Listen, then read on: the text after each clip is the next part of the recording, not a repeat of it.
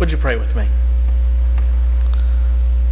Open our ears, O God, that we might hear your word for us today. Open our hearts and our lives, that we might be transformed by it. Amen. Today, we start our last Sunday of Advent by looking at the Hebrew Scriptures with the story of King David. David, of course, had started off as a shepherd boy, making his way to being king of Israel. And in today's reading, he is settled into the palace, and he has an idea. His thought, of course, is that here he is in this wonderful palace, and he should build God something just as nice. And it seems like a good idea, at least at first. That's what the prophet Nathan tells him. Yes, absolutely, David, that's the thing to do. But then that evening, God speaks to Nathan and gives him a different word. When did I ever suggest that I needed to live in a house? God asks. Don't you know that I've always been a God who's on the move, dwelling in a tabernacle? Instead, let me build a house for David, God says. It's one of those reversals that happens sometimes when our thoughts and God's thoughts intersect.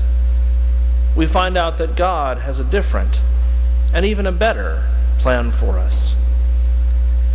And so that house that God built for David was made known in the child Solomon, who himself grew to become king and finally build that temple for God. But even more, we find in that house and lineage of David, as we know those familiar words from Luke's Gospel, the birth of a child, Jesus. Now for Mary, she wasn't expecting to be part of this story. For her, it was a complete surprise, and as one of our youngsters offered, whoa, that was awkward, as she found out just what was going to happen to her. Imagine, if you will, what it must have been like to be Mary, sleeping soundly, only to wake up to the presence of an angel at the foot of your bed saying, "Don't be afraid." Something about that very announcement inspires terror. It's almost like when you walk into a room and someone says, "I need to tell you something, sit down." You know that it's going to be difficult. But Mary did her best. She tried to be as unafraid as she could. And that's when the angel gave her the news. "Greetings, Mary. You are highly favored by God." And I can just imagine Mary, as a girl who'd been raised in the stories of her faith, thinking about those other ones who'd been highly favored by God. People like Moses, who, in finding out that he was called to be God's messenger, bravely stepped forward and said, "Here I am, send Aaron."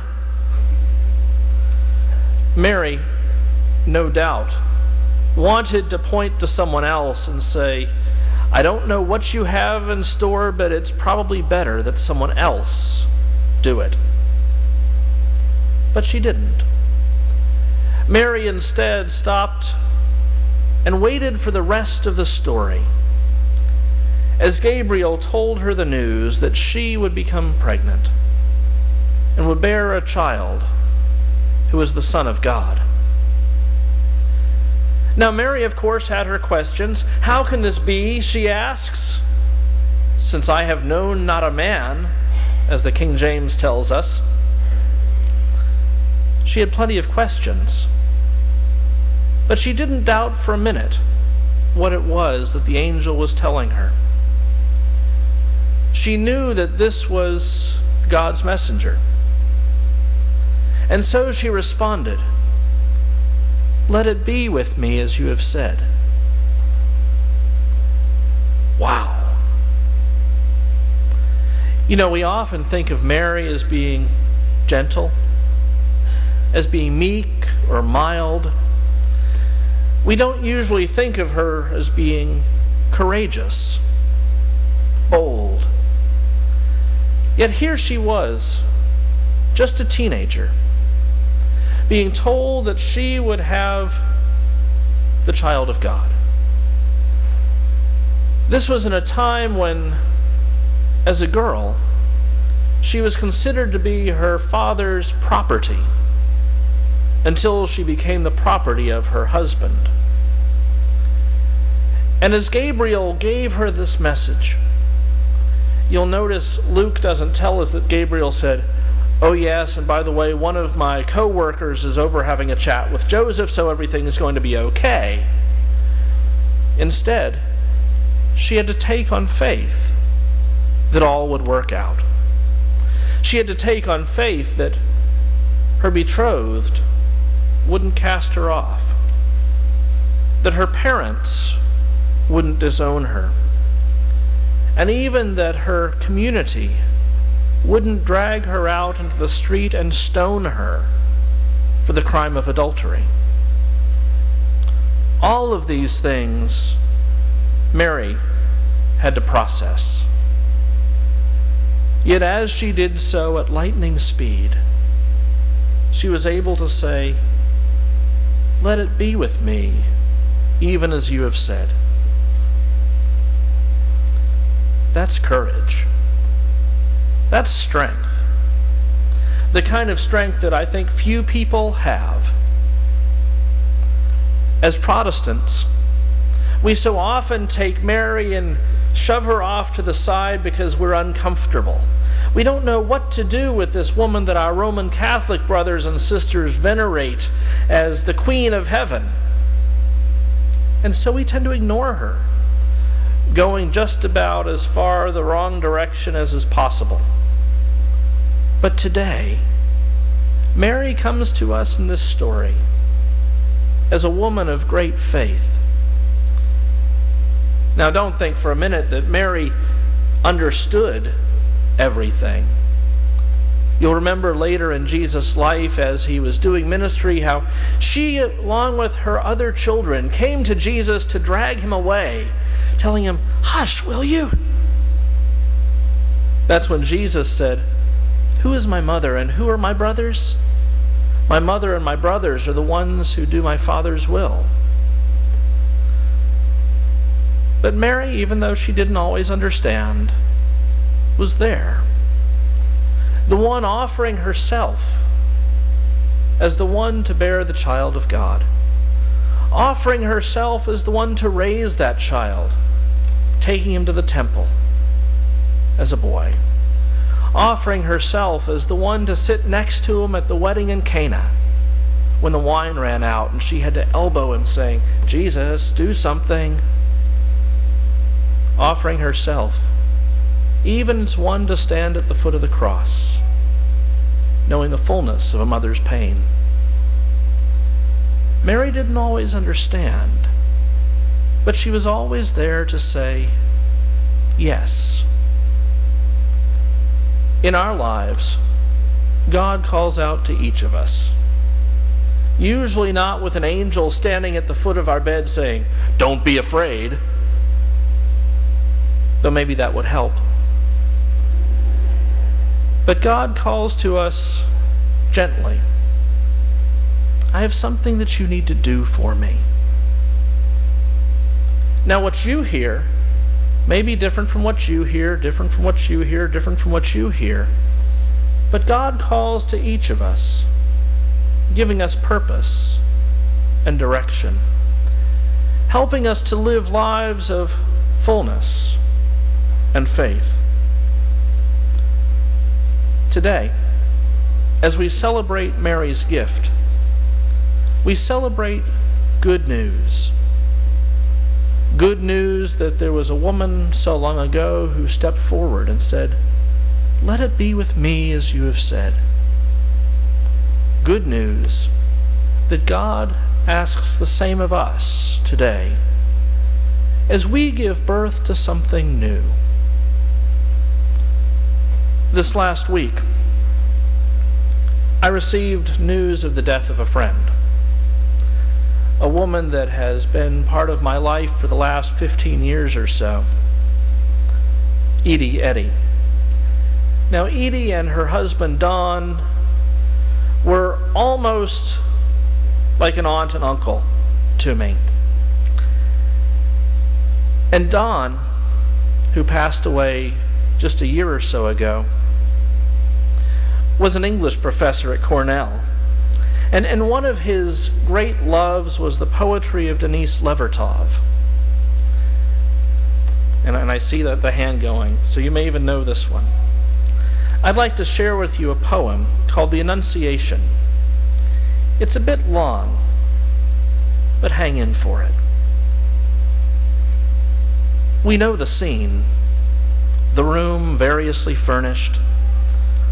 Almost always a lectern, a book. Always the tall lily.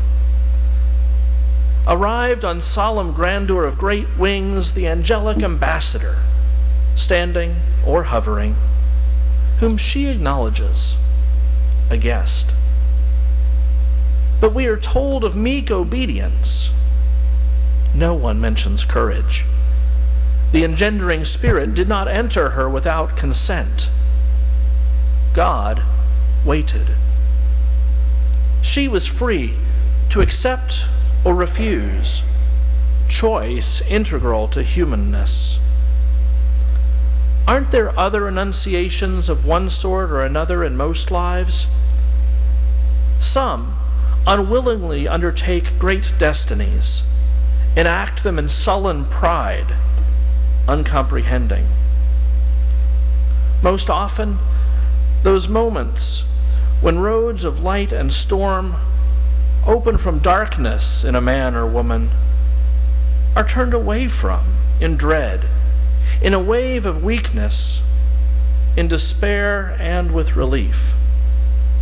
Ordinary lives continue. God does not smite them, but the gates close. The pathway vanishes. She had been a child who played, ate, spelt like any other child, but unlike others, wept only for pity, laughed in joy, not triumph. Compassion and intelligence fused in her, indivisible. Called to a destiny more momentous than any in all of time, she did not quail, only asked a simple, "How can this be?" and gravely, courteously, took to heart the angel's reply, perceiving instantly the astounding ministry she was offered. To bear in her womb infinite weight and lightness, to carry in hidden finite inwardness 9 months of eternity, to contain in slender vase of being the sum of power, in narrow flesh the sum of light. Then bring to birth, push out into air a man-child, needing, like any other, milk and love, but who was God. Today, we are called to give birth to something new. To say to God, "Let it be with us as you have said." We are called to step forward in courage, to be God's own people as we share in the fullness of God's creation together.